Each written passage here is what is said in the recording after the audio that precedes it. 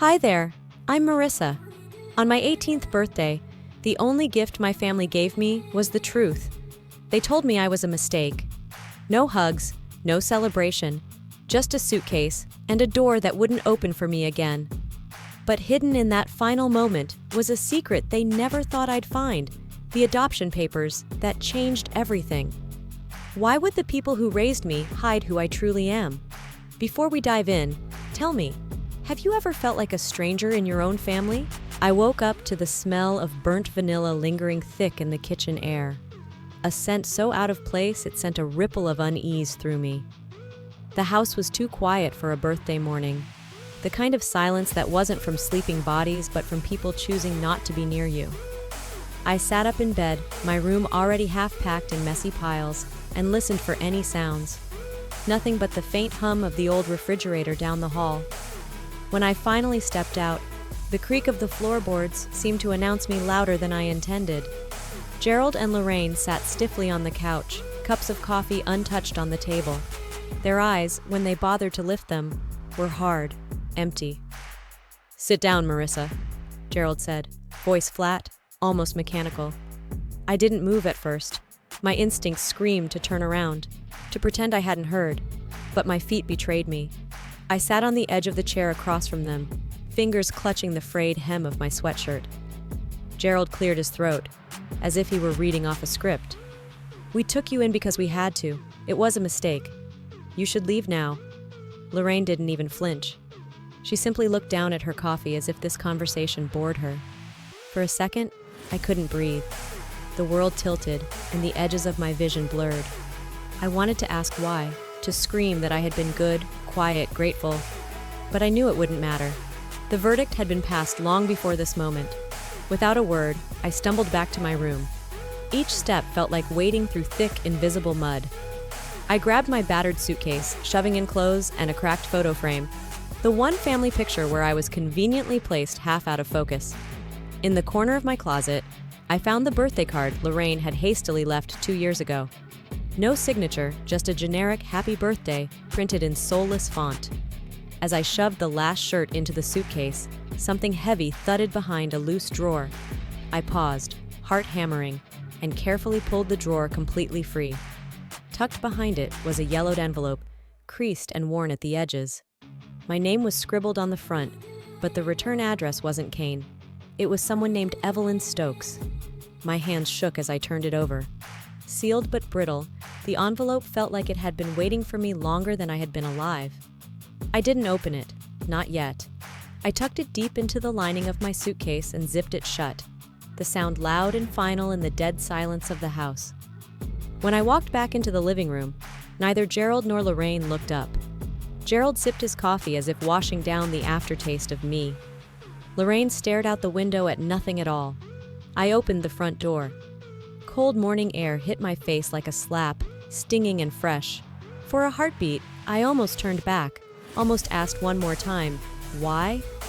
But I swallowed the question. Instead, I stepped into the gray dawn, the envelope pressing against my ribs with every step. Somewhere deep inside, a voice, faint but clear, whispered, "Find out who you really are." I pulled my jacket tighter and walked into the unknown, leaving everything and everyone behind. The diner was barely alive, its neon sign flickering against the steady drizzle outside. I sat alone in a cracked vinyl booth, the suitcase at my feet sagging like it had given up too. The waitress didn't ask questions when I ordered the cheapest coffee on the menu, and I didn't offer any explanation. The cup steamed in front of me, untouched, while raindrops tapped impatiently at the window, a hollow, rhythmic reminder that I had nowhere to go. I pulled the yellowed envelope from my jacket and stared at it under the dim light. My fingers hesitated at the flap. A part of me didn't want to know, because once you know something, you can't unknow it. But my hand moved anyway, sliding a nail under the brittle seal. The edge lifted too easily. I froze. It wasn't just old glue giving way. It had been opened before, and resealed, poorly. A chill ran down my spine, colder than the rain outside. Someone had tampered with it, deliberately. Had they wanted me to find it, or was it bait? My stomach twisted. I shoved the envelope back into my jacket, and left a few crumpled bills on the table. The coffee remained untouched, its warmth fading without purpose, just like everything else today. The hostel Lorraine had booked for me squatted at the edge of the city like a forgotten relic. Mold climbed the corners of the walls, and the overhead lights buzzed with a sickly yellow glare. I filled out the paperwork mechanically, signing my name with a hand that barely felt like mine. When the receptionist handed me the form back, something caught my eye. In the section labeled Booked By, a name was scrawled in sharp, impatient handwriting, Lorraine C. The paper trembled slightly in my grip. She had reserved this place months ago, while still smiling at me across the dinner table, pretending to plan a birthday celebration. The betrayal cut deeper than anything Gerald had said this morning. It wasn't a spur-of-the-moment decision. It had been plotted, planned, scheduled like an appointment to throw me away. The key they gave me was sticky with years of use. My room was on the second floor, down a hallway that smelled of mildew and old cigarettes. The mattress sagged in the middle like a broken promise. I sat on the edge of the bed, still clutching the envelope. The rain had followed me here, drumming against the thin window pane, louder now, insistent. I drew my knees up to my chest, curling into a tight ball, the envelope pressed against my heart like a lifeline. Every breath hurt, shallow and jagged. If they had lied about loving me, if they had orchestrated my exile down to the last sordid detail, then what else had they lied about? The question looped endlessly in my mind, a cruel lullaby. If everything I thought I knew was a lie, then who was I really? The envelope remained unopened on the pillow beside me, a silent witness to the beginning of something I couldn't yet name. I closed my eyes, but sleep didn't come. Only the rain and the questions remained. I didn't sleep that night. The bed creaked under me with every breath, and the old radiator clanked to life and died again in useless intervals. I lay curled up, the yellow envelope pressed against my chest like a talisman, but it offered no protection against the whirlpool inside my head. By sunrise, my decision was made. I had to know more. I had to find out why my life felt like it had been penciled into the margins of someone else's story. The public library downtown opened early. It was the kind of place people forgot about, a hollowed-out building with more dust than visitors. Perfect. I needed quiet. I needed somewhere the walls didn't feel like they were watching me. Before I left the hostel, I stopped by the front desk to ask for a copy of my invoice. Some stubborn voice inside me wanted to see it with my own eyes, not just trust the sinking feeling gnawing at my gut. The receptionist, a thin woman with a smoker's cough, shuffled through a drawer and handed me a paper. There at the bottom was the signature, Lorraine C. The reservation had been made 3 months ago, long before the fake smiles and the brittle birthday plans. They hadn't just abandoned me on a whim. They had scheduled my exile like a maintenance appointment. The betrayal was no longer a sharp stab. It was a dull, pulsing wound I carried into the library with me. I tucked myself into a corner by the public records terminal. The screen flickered reluctantly to life. Evelyn Stokes. I typed her name into the search bar with trembling fingers. The first few results were disappointing. Vague mentions, outdated addresses, clinical jargon. Most files were locked behind restricted access codes I didn't have. Still, the system wasn't airtight. Some loose ends slipped through. One record caught my eye. A case file flagged for private guardianship transfer. I clicked it open. It was a scanned document, badly degraded, but the names were legible. Guardian, Gerald Kane. Birth parent, Evelyn Stokes. Affiliation, Halverson Foundation. I leaned closer, the words tilting and swimming before my eyes. Under terms and conditions, something more sinister lurked.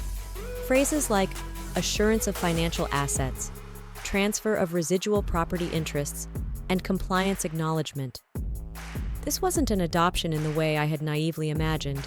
It was a transaction, a calculated exchange where I was the collateral tied to someone else's ruined life.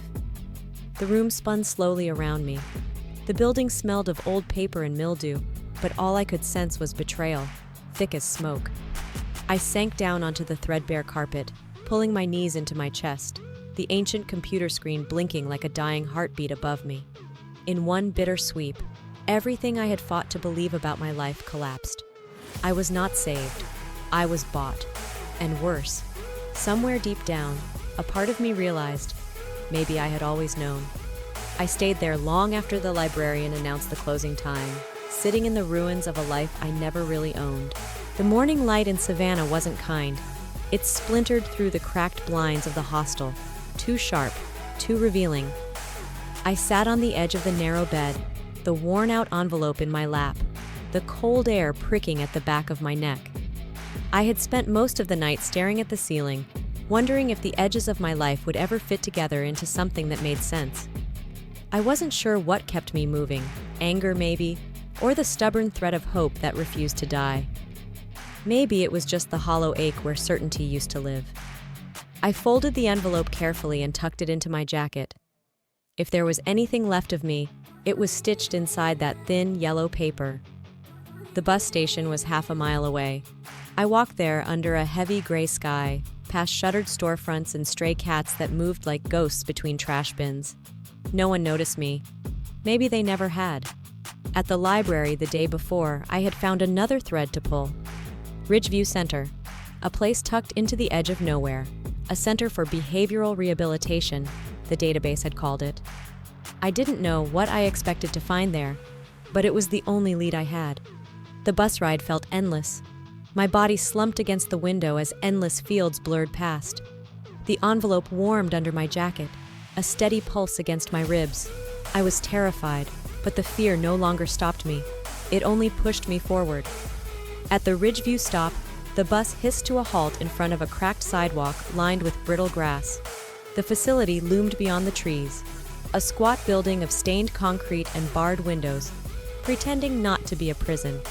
I swallowed hard and walked toward the entrance, heart hammering. Inside, the lobby was painted in pastel colors that couldn't quite cover the smell of antiseptic and despair. The woman behind the desk barely glanced at me. I forced a smile and said I was here to visit Evelyn Stokes. There was a flicker, just a brief hesitation, before she picked up the phone to call someone. I waited, pretending to scroll on my phone, pretending I wasn't ready to bolt for the door at the first wrong look. Then I saw her, a woman in scrubs, mid-40s maybe, with tired eyes that didn't quite match the tight smile she wore. She passed close by me, and so quickly it almost didn't happen, slipped something into my hand, a folded scrap of paper. I kept my face blank, my hand casual at my side, until I slipped the paper into my jacket pocket. They told me I couldn't see Evelyn today, something about a scheduling conflict.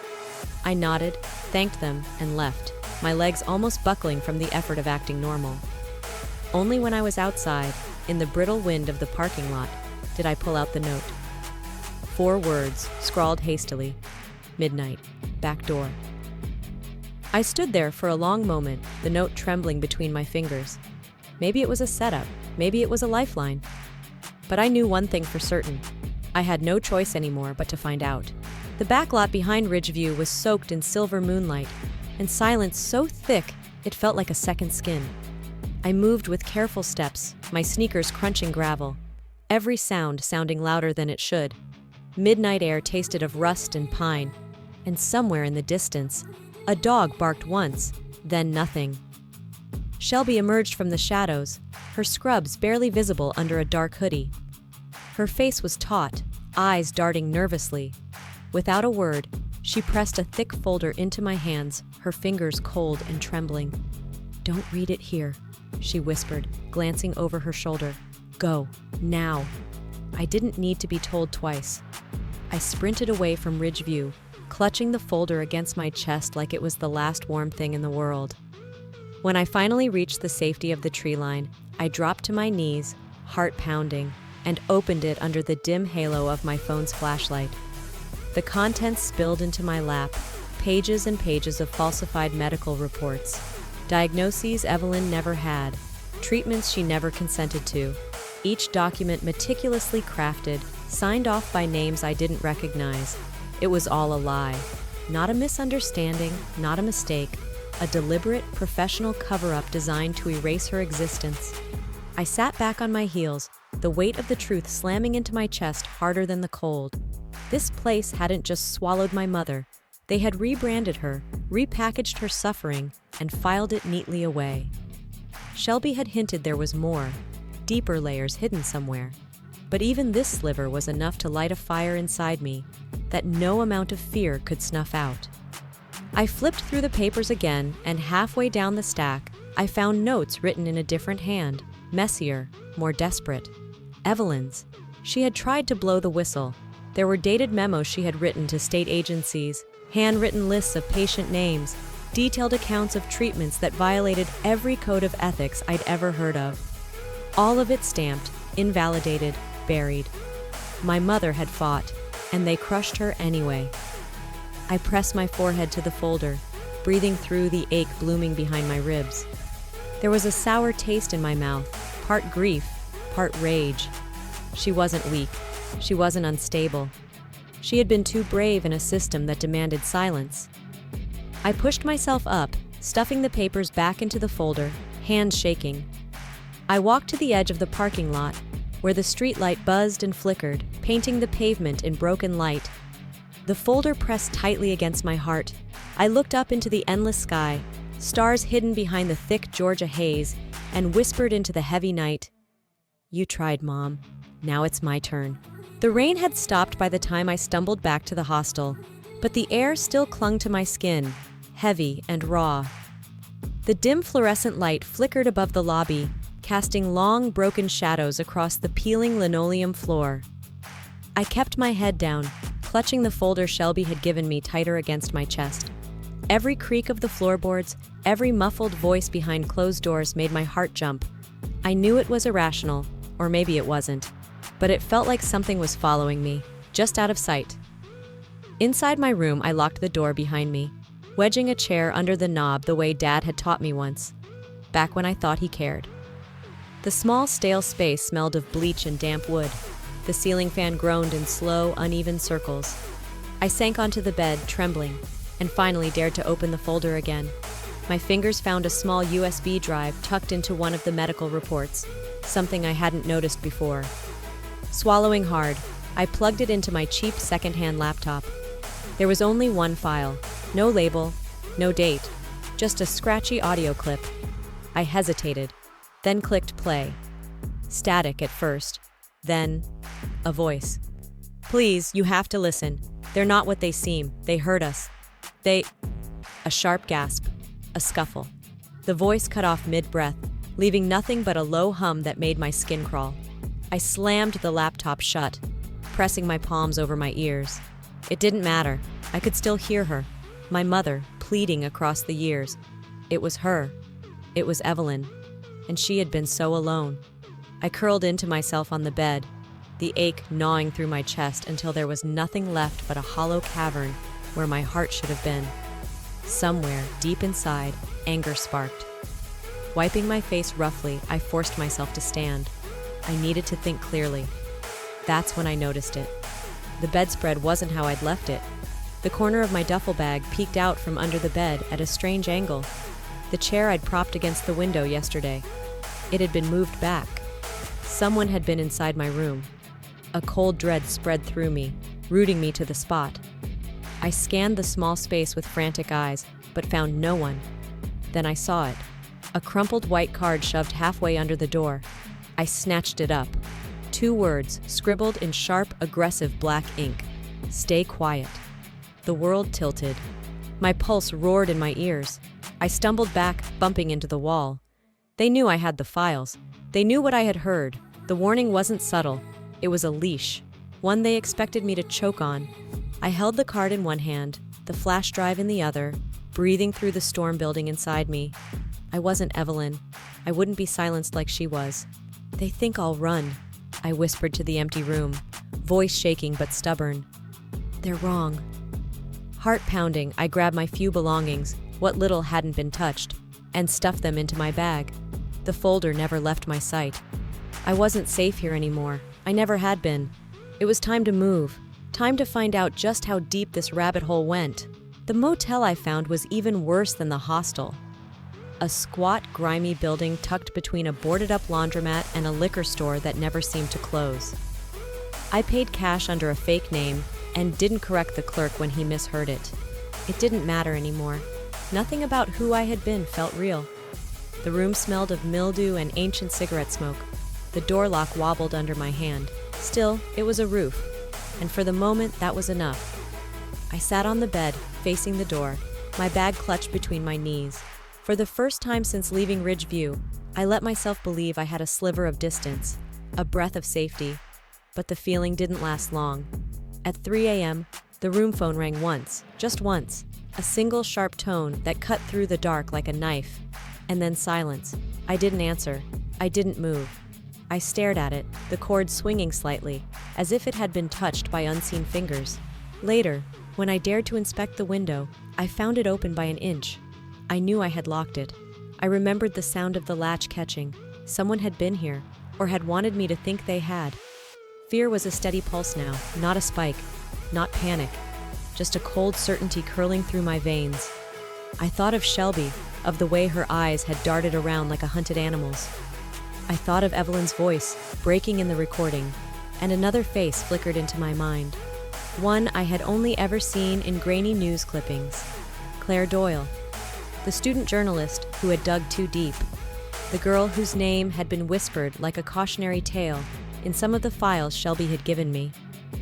Sitting cross-legged on the faded carpet, I pulled out my laptop and searched again. Claire's old blog was still online, abandoned but not deleted. Most posts were ordinary, class schedules, cheap coffee reviews, rants about roommates. But her last entry? It was dated just 2 days before she vanished. "If you're reading this," she wrote, "it means they got to me." The words sat there, stark and terrible, burning into the back of my eyes. She had known. She had felt the walls closing in, just like I did now. At the bottom of the post, she had listed a few names. I recognized them. Names from Ridgeview's board of directors. Names tied to donations and research grants and private wellness initiatives. Gerald Kane's name wasn't there explicitly, but the connections were clear as a spider web when you knew where to look. I copied the names down on a scrap of paper, folding it into a tight square and shoving it into my shoe. It wasn't safe in my bag. It wasn't safe anywhere. But at least this way, it would stay with me if I had to run. And something told me I would have to. I stood by the door, listening to the soft hum of a vending machine outside, the occasional scuffle of feet on gravel. Normal sounds, innocent sounds. But my heart knew better. If I stayed, I would vanish like Claire. I touched the doorknob lightly, feeling the cool metal ground me. If I stay, I disappear, I whispered to myself. If I move, maybe I still have a chance. I grabbed my bag, swung it over my shoulder, and stepped out into the waiting dark. The abandoned industrial park stretched out before me, a skeleton of twisted metal and broken glass under the blood-red sliver of the moon. The air smelled of rust and rain-soaked concrete. I leaned against a crumbling wall, the burner phone cold in my palm. I had leaked the documents anonymously hours ago, planting seeds where they would grow too fast and too wild to be contained. Ridgeview, the foundation, the fake adoptions, the financial trails, they were all there, laid bare. I wasn't naive enough to think exposure alone would save anyone, but it was a spark, and sometimes all it took was a spark. I stayed visible. I needed them to find me. The text came at 12:03 a.m. Leave town or disappear like the others. No signature, no call, just the black-lettered threat blooming against the cracked screen. My stomach tightened, but I didn't move. My fingers hovered over the delete button, and then I closed the phone, slipped it into my pocket like it weighed nothing, like it meant nothing. If they wanted me afraid, they had waited too long. The wind picked up, rattling a chain-link fence nearby. I pulled out Claire's notes again, the ones I had copied carefully from her hidden blog, the list of names, the dates, the codes, and then, clear as broken glass in the sun, the pattern emerged. Gerald Kane wasn't just another pawn. He was a keystone. His signature appeared on documents I had missed before, buried deep inside Ridgeview's acquisition papers, hidden under shell companies that masked experimental psychological programs. Programs that treated people like commodities. Programs that needed subjects. My hands shook as I pulled out the last file Shelby had given me, the one I hadn't dared to open until now. Patient file. Subject 47. Name, Marissa Tate. Status, compliant. Transfer of guardianship approved under special foundation terms. Behavioral monitoring to continue through age 18. I felt my breath catch somewhere between my ribs. Not a daughter, not even a mistake, an experiment. A successful case study in how control could be taught under the guise of love and obligation. I pressed my back against the cold wall, staring up at the empty sky. There were no stars tonight, just an endless black ceiling stretching over my head. Somewhere, sirens howled, faint and getting closer. I tucked the papers back into my bag, each one folding into itself like layers of old skin. The truth was bigger than me now, bigger than the hurt they had planted inside me like a landmine. I zipped my jacket and adjusted the strap of my bag. My heart wasn't calm. It wasn't raging either. It was steady. A quiet, certain beat that said, "Keep moving, keep breathing, keep fighting." The first raindrops began to fall, gentle and cold against my cheeks. I smiled into the dark. They had tried to erase me, but they couldn't. Not anymore. The courthouse sat still in the early morning fog, its columns looming like silent sentinels. I walked past it, not slowing, not looking up. My steps led me to the small park tucked just behind it, a forgotten patch of green that smelled of damp earth and new beginnings. In my jacket pocket, the evidence packet felt heavier than anything I had ever carried. Not because of its weight, but because of what it meant. Proof of betrayal, proof of silence bought and sold, proof that my life had been treated like a project, not a person. At the corner of the park, a low brick building housed a small legal office. I slipped the packet through the mail slot without hesitation. No names, no letters, just the truth, left to find its own way into the world. There would be no courtroom scene, no shouted confrontations. Justice, if it came, would come quietly, like most of the important things in my life always had. The sun was beginning to rise, slicing through the mist in thin, hopeful beams. I wandered deeper into the park, following the ghost of a memory I wasn't sure was real anymore. There was a bench near the old oak tree where Evelyn had once taken me when I was a baby. I didn't remember the day, only the photo that used to sit, dusty and ignored, on the Kane's living room shelf. A tiny figure on her lap, both of us blurry with motion.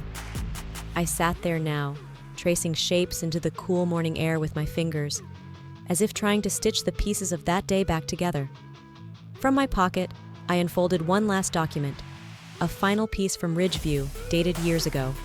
Patient file, subject 47. My name written in cold, clinical type beneath it. It should have broken me. Instead, it freed me. I wasn't their mistake. I wasn't a failed project. I had survived. I folded the paper carefully and set it down on the bench beside me, letting the breeze lift it from my fingers, carry it wherever it needed to go. I didn't know where I was headed next. No plans, no maps, just a heart that for the first time beat for itself. I stood up slowly, rolling my shoulders back against the weight that was no longer there. I was never just an experiment, I whispered into the soft, golden morning. I was always someone worth fighting for. Without looking back, I stepped into the mist, the rising sun painting my path forward in pale, brilliant light. Sometimes healing isn't about confronting the people who hurt you. It's about choosing yourself despite them. It's about understanding that your worth was never tied to their acceptance, their lies, or their failures to love you the way you deserved. I learned that my history may have been written by others, but my future is mine to create. We all carry scars, some visible, some buried deep where no one sees. But scars don't define us. They prove we survived. And survival is a story worth telling. What about you? Have you ever had to walk away from a place, a person, or a past that didn't deserve you? I would love to hear your story. Drop a comment below. Maybe leave a 1-inch if this story touched your heart, or tell me where you're watching from. If you felt something today, I invite you to subscribe to the channel for more stories that heal, empower, and remind us that moving forward is always possible.